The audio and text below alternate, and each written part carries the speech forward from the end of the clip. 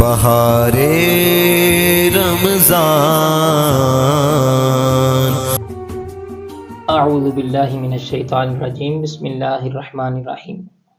اللہم صلی علی سیدنا و مولانا محمد وعلی آل سیدنا و مولانا محمد وبارک وسلم وصلی علیہ۔ ناظرین مکرم، بہار رمضان خوبصورت نشریات کے ساتھ آپ کا میزبان شمس الرحمان رمضان المبارک کی پرکیف گھڑیوں میں آپ کی خدمت میں حاضر ہے۔ ناظرین مکرم، آج ہمارے پروگرام کے اندر ایک مرتبہ پھر جناب محترم پروفیسر محمد طارق نعیمی صاحب، پروفیسر صاحب ہم آپ کو اپنے پروگرام کے اندر خیر مقدم اور خوش آمدید کہتے ہیں۔ جزاک اللہ ماشاء اللہ۔ ناظرین مکرم، آج مختصر ترین پروگرام اور اس کے اندر چند ایک سوالات جو ہماری زندگی کے اندر روزمرہ آتے ہیں، ان سوالات پہ انشاءاللہ پروفیسر صاحب سے گفت و شنید ہوگی۔ تو میں بلا تاخیر بڑھتا ہوں پروفیسر صاحب کی طرف۔ پروفیسر صاحب، ایک مرتبہ پھر آپ کا ہمارے پروگرام کے اندر خیر مقدم۔ آج ہمارے ناظرین کو جو روزمرہ پیش آنے والے سوالات ہیں، موسمی تبدیلی کی وجہ سے آنکھیں خراب ہو رہی ہیں، نزلہ و زکام ہے، اور بعض لوگوں کو کان کے مسائل آ رہے ہیں، ہمارے ناظرین کو بتائیے کہ آنکھ میں، کان میں یا ناک میں دوائی ڈالنے سے روزہ پہ کیا اثرات مرتب ہوتے ہیں؟ بسم اللہ۔ الحمدللہ رب العالمین والصلاة والسلام علی سید الانبیاء والمرسلین، اما بعد فاعوذ باللہ من الشیطان الرجیم، بسم اللہ الرحمن الرحیم۔ میں حمد و ثنا کے بعد سب سے پہلے شمس الرحمان صاحب کا شکریہ ادا کرتا ہوں کہ انہوں نے آج پھر ہمیں دعوت دی ہے اور یہ دین کے چند مسائل سامعین تک پہنچانے کا موقع مل رہا ہے۔ قبلہ حافظ شمس الرحمان صاحب، جو آپ نے مسئلہ پوچھا ہے کہ کیا آنکھ میں، ناک میں اور کان میں قطرے وغیرہ ڈالنے سے روزہ ٹوٹ جاتا ہے کہ نہیں، یہ ایک سوال ہے۔ تو عرض خدمت یہ ہے کہ ناک میں اور آنکھ میں قطرے ڈالنے سے روزہ ٹوٹ جاتا ہے۔ ٹھیک ہو گیا۔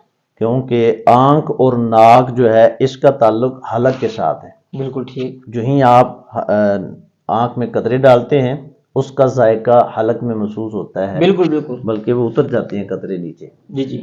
تو اس لیے علماء نے اور فقہاء نے یہ کہا ہے کہ آنکھ میں اور ناک میں قطرے ڈالنے سے روزہ ٹوٹ جائے گا، جبکہ کان میں قطرے ڈالنے سے روزہ نہیں ٹوٹے گا۔ ٹھیک ٹھیک۔ کیونکہ کان میں جب قطرے ڈالے جائیں تو وہ اس کا تعلق حلق کے ساتھ نہیں ہے، بیچ میں ایک جلی ہے، پردہ ہے، جس کی وجہ سے وہ قطرے رک جاتے ہیں۔ تو اس لیے اگر کسی نے کان میں کوئی درد ہے، خرابی ہے، تو اس میں دوائی ڈالی تو اس سے روزہ نہیں ٹوٹے گا، البتہ آنکھ میں اور ناک میں قطرے ڈالنے سے روزہ ٹوٹ جائے گا۔ ناظرین مکرم، بڑے احسن انداز کے اندر قبلہ پروفیسر صاحب نے ہماری رہنمائی فرمائی۔ پروفیسر صاحب، میں مزید بات کو تھوڑا آگے بڑھاتے ہوئے، چونکہ یہ بھی ہمارے روزمرہ زندگی کے مسائل کے ساتھ رابطہ رکھنے والی چیز ہے کہ بعض دوست جو ہوتے ہیں وہ خون وغیرہ دیتے ہیں، خون نکال کے دیتے ہیں، کسی کی ضرورت بن گئی، یا خون کا ٹیسٹ کروانے کے لیے نکلوا کے دیتے ہیں۔ اس حوالہ سے بھی رہنمائی فرمائیے کہ خون نکالنے سے بھی روزہ ٹوٹ جاتا ہے؟ جی، جو آپ کا دوسرا سوال ہے کہ کیا خون دینے سے یا جسم سے خون نکالنے سے روزہ ٹوٹتا ہے یا نہیں، اس پہ یہ ایک مسلمہ اصول ہے کہ روزہ جسم میں کوئی چیز خوراک کے ذریعے بطور خوراک غذا اس کو ڈالنے سے، جسم میں داخل کرنے سے روزہ ٹوٹتا ہے، جسم سے کوئی چیز نکالنے سے روزہ نہیں ٹوٹتا۔ البتہ اگر کسی نے خون عطیہ کر دیا یا انجیکشن وغیرہ چیک کروانے کے لیے خون نکالا تو اس سے روزہ نہیں ٹوٹے گا۔ ٹھیک۔ البتہ فقہاء یہ کہتے ہیں کہ اگر کسی بندے کے جسم پہ زخم ایسا آ گیا کہ جس سے مسلسل خون بہہ رہا ہے اور اس کی جان کو خطرہ ہے، اس صورت میں اس کے لیے گنجائش ہے کہ وہ روزہ توڑ دے، اپنی جان وغیرہ بچا لے، اس کی حفاظت کرے۔ بالکل ٹھیک۔ لیکن اس صورت میں کفارہ لازم نہیں آئے گا، قضا لازم آئے گی۔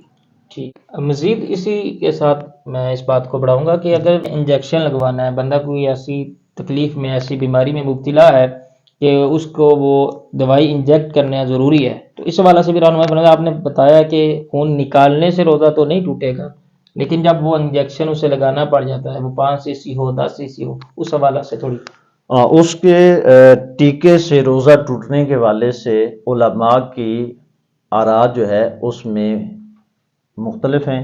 جی جی اختلاف ہے۔ بعض علماء یہ کہتے ہیں کہ اگر گوشت میں ٹیکا لگایا تو اس سے روزہ نہیں ٹوٹے گا، ٹھیک، اور اگر رگ میں ٹیکا وغیرہ لگایا تو اس سے روزہ ٹوٹ جائے گا۔ لیکن اس میں بھی کچھ علماء کی رائے یہ ہے کہ چاہے گوشت میں ٹیکا ہو چاہے رگ میں ہو تو اس سے روزہ نہیں ٹوٹتا، بعض علماء کا یہ ہے۔ اچھا، لیکن میں جس بزرگ کو اس مسئلے میں فالو کرتا ہوں جی جی وہ ہے مفسر قرآن شیخ الحدیث علامہ غلام رسول سعیدی صاحب رحمۃ اللہ علیہ، رحمۃ اللہ تعالی علیہ۔ جن کی ناظرین یہ تفسیر تبیان القرآن آپ کے سامنے واہ سکرین واہ، پہ آپ کو نظر بھی آ رہی ہے۔ بے شک، یہ قرآن پاک کی 12 جلدوں پہ تفسیر ہے، تو اس کی یہ پہلی جلد میں یہ مسئلہ انہوں نے لکھا ہے کہ ٹیکا لگوانے سے روزہ ٹوٹ جاتا ہے۔ تو بہتر بھی یہی ہے کہ روزے کی حالت میں بندہ جتنا ہو سکے احتیاط کرے کہ بالکل ٹیکا ٹھیک، وغیرہ نہ لگائے۔ بالکل ٹھیک، اگر مجبوری ہے کہ اب اس کے بغیر گزارا نہیں ہے تو پھر وہ ٹیکا لگا لے گا، لیکن ان کے ہاں روزہ ٹوٹ جائے گا۔ کچھ علماء کہتے ہیں نہیں ٹوٹتا، لیکن اس کو بہتر ہے کہ احتیاط کرے، اور اگر اس نے لگا لیا اور ہم اس فتوے پہ عمل کریں کہ روزہ ٹوٹ جائے گا تو پھر اس پہ صرف قضا لازم آئے گی، کفارہ لازم بالکل نہیں ٹھیک، آئے گا۔ بالکل ٹھیک۔ ناظرین مکرم، جیسا آپ نے سماعت کیا، یہ وہ مسائل اور سوالات ہیں جو ہمارے آپ ناظرین میں سے کسی دوست نے ہمیں ہمارے گروپ میں ہمیں کمنٹ کی صورت میں یہ سوالات ہمیں بتائے تھے، جس کا جواب لینا بہت ضروری تھا، اور ہم نے چاہا کہ اس پروگرام کی وساطت سے آپ تک یہ جوابات پہنچائے جائیں کسی پیٹنٹ بندے سے۔ تو الحمدللہ پروفیسر محمد طارق نعیمی صاحب ایک بڑے آسان انداز کے اندر آپ کو یہ مسائل بتا بھی رہے تھے۔ ایک جامعہ سے فاضل و تحصیل بھی ہیں، عالم دین بھی ہیں، مبلغ بھی ہیں، اور الحمدللہ ایک کالج کے اندر پروفیسر بھی ہیں۔ یہ ساری کیٹیگریز جب آ جاتی ہیں بندے میں تو پھر اس سے بات پوچھنا ہمارے لیے زیادہ آسان ہوتا ہے۔ تو آخری سوال کی طرف کرتے ہیں پروفیسر صاحب، ذرا ہمارے ناظرین کو بتائیے، یہ بھی روزمرہ کا سوال ہے کہ نصاب زکوٰۃ کیا ہے؟ مختصر ترین وقت کے اندر ناظرین کو بتائیے کہ نصاب زکوٰۃ کیا ہے۔ جی، آج کے پروگرام کا چوتھا سوال ہے کہ زکوٰۃ کا نصاب کیا ہے؟ زکوٰۃ کے دو نصاب ہیں، ایک سونا، دوسرا ہے چاندی۔ سونا 7.5 تولے بندے کے پاس ہو پھر اس پہ زکوٰۃ فرض ہوگی، یا پھر دوسرا نصاب ہے کہ 52.5 تولے چاندی۔ ان دونوں میں سے جس کا نصاب بھی پورا ہوگا اس پہ زکوٰۃ فرض ہوگی۔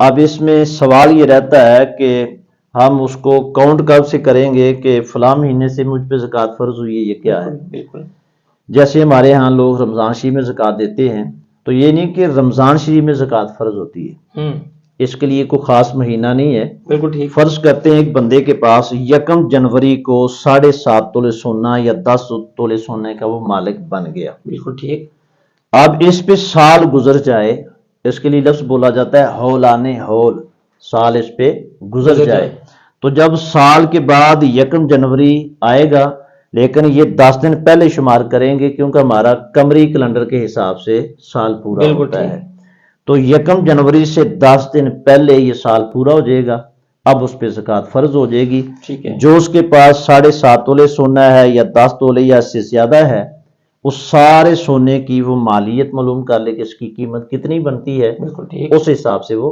زکوٰۃ دے گا۔ بالکل ٹھیک، لیکن اس میں یہ بھی عرض ہے کہ ضروریات زندگی نکال کر وہ زکوٰۃ دے گا۔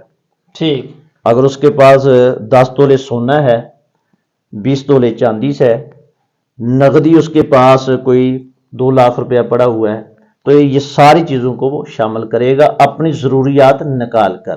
ٹھیک ہے، ضروریات کیا ہے؟ مثال کے طور پر اس کے پاس کار ہے 20 لاکھ روپے کی، بالکل، اس پہ زکوٰۃ نہیں ہوگی۔